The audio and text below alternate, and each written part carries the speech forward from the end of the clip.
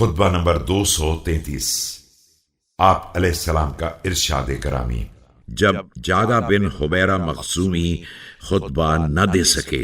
بسم اللہ الرحمن الرحیم۔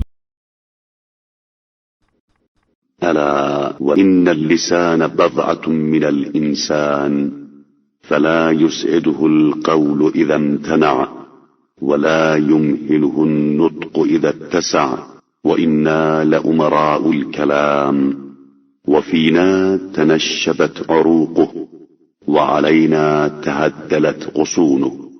یاد رکھو کہ زبان انسانی وجود کا ایک ٹکڑا ہے، لہذا جب انسان رک جاتا ہے تو زبان ساتھ نہیں دے سکتی ہے، اور جب انسان کے ذہن میں کشادگی ہوتی ہے تو زبان کو رکنے کی مہلت نہیں ہوتی ہے۔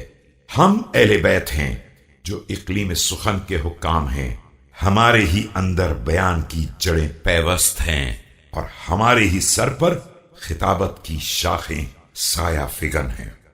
زمانے کا فتنہ و فساد۔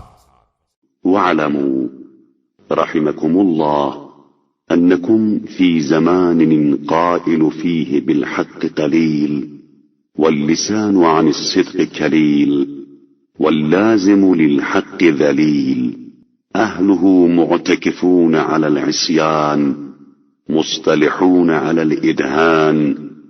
خدا تم پر رحم کرے، یہ یاد رکھو کہ تم اس زمانے میں زندگی گزار رہے ہو جس میں حق کہنے والوں کی قلت ہے اور زبانیں صدق بیانی سے کند ہو گئی ہیں۔ حق سے وابستہ رہنے والا ذلیل شمار ہوتا ہے، اور اہل زمانہ گناہ و نافرمانی پر جمے ہوئے ہیں اور ظاہرداری پر متحد ہو گئے ہیں۔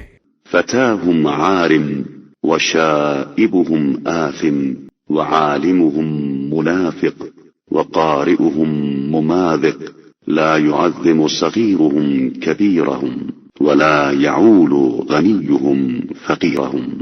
جوان بدخو ہیں اور بوڑھے گناہگار، عالم منافق ہے اور قاری چاپلوس، نہ چھوٹے بڑوں کی تعظیم کرتے ہیں اور نہ دولت مند فقیروں کی دستگیری کرتے ہیں۔